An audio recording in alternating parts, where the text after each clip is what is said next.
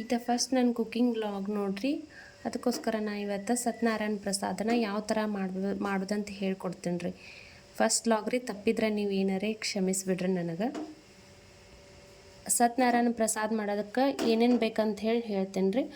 1 cup ತುಪ್ಪದಾಗ ಹುರಿದೈತ್ರಿ ರವ 1 cup ತೊಗೊಂಡೀನಿ. ಅದೇ ಕಪ್ಲೆ 2 cup ಹಾಲು ತೊಗೋಬೇಕ್ರಿ.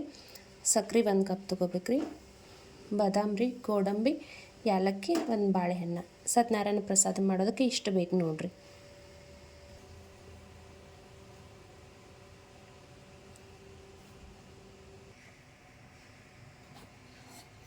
ಈಗ ಸತ್ಯನಾರಾಯಣ ಪ್ರಸಾದ ಹೆಂಗೆ ಮಾಡೋದಂತ ಹೇಳಿ ನೋಡೋಣ ಬರ್ರಿ.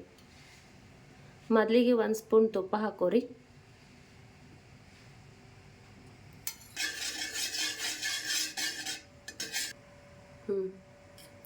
ರವೆ ಯಾವ ಬಟ್ಲೆ ತೊಗೊಂಡಿರಲ್ಲ ಅದೇ ಬಟ್ಲಿಂದ 2 ಬಟ್ಲು ಹಾಲು ತೊಗೊಂಡೇನು ನೋಡ್ರಿ.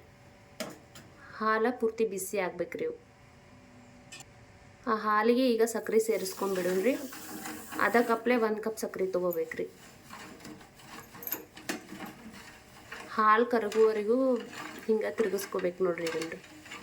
ಸಕ್ಕರೆ ಕರಗುವವರೆಗೂ ಸಕ್ಕರೆ ಕರಗುವವರೆಗೂ ತಿರುಗಿಸ್ಕೋಬೇಕ್ರಿ. ಹಾಲು ಬಿಸಿ ಆಗ್ಯಾವ ನೋಡ್ರಿ. ಈಗ ಕುದಿಯತೈತ್ರಿ. ಇದು ಸಕ್ರೆನೂ ಕರಗೈತ್ರಿ. ಈಗ ಇನ್ನು ರವೆ ಹಾಕ್ಬೇಕ್ರಿ ನಾವು ಇದಕ್ಕೆ. 1 ಕಪ್ ರವೆ ಎಲ್ಲ ಹಾಕೋಬೇಕು ನೋಡ್ರಿ ಇದಕ್ಕೆ. ಈಗ ನೋಡ್ರಿ ನಾವು ಏಲಕ್ಕಿ ಪೌಡ್ರ್ ಹಾಕೋತೀವ್ರಿ ಇದಕ್ಕೆ. ಏಲಕ್ಕಿ ಪೌಡ್ರ್ ಸ್ವಲ್ಪ ಹಾಕೋಬೇಕು ನೋಡ್ರಿ. ಹಾಕೋರಿ, ಬಾದಾಮ್ ಹಾಕೋರಿ, ಗೋಡಂಬಿ ಹಾಕೋರಿ.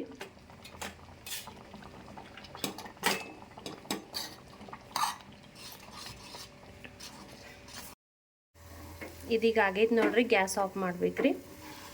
ಹಾಂ, ಗ್ಯಾಸ್ ಆಫ್ ಮಾಡ್ಕೊಂಡ್ರಿ.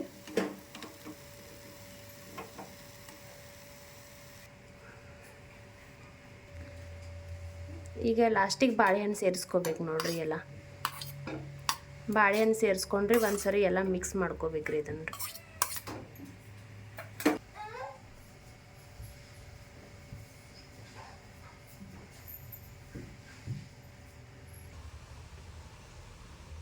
ಫೈನಲಿ ಪ್ರಸಾದ ಈ ಥರ ರೆಡಿ ಆಗೈತೆ ನೋಡ್ರಿ. ಈ ಥರ ಪ್ರಸಾದ ಮಾಡೋದ್ರಿಂದ ನಾರಾಯಣನಿಗೆ ಭಾಳ ಇಷ್ಟ ಆಗ್ತೈತ್ರಿ ಇದ್ರಿ. ಯಾರಿಗೆಲ್ಲ ಇಷ್ಟ ಆಗೈತಂದ್ರೆ ಪ್ಲೀಸ್ ನನ್ನ ಚಾನಲ್ನ ಸಬ್ಸ್ಕ್ರೈಬ್ ಮಾಡಿರಿ, ಸಪೋರ್ಟ್ ಮಾಡಿರಿ. Thank you.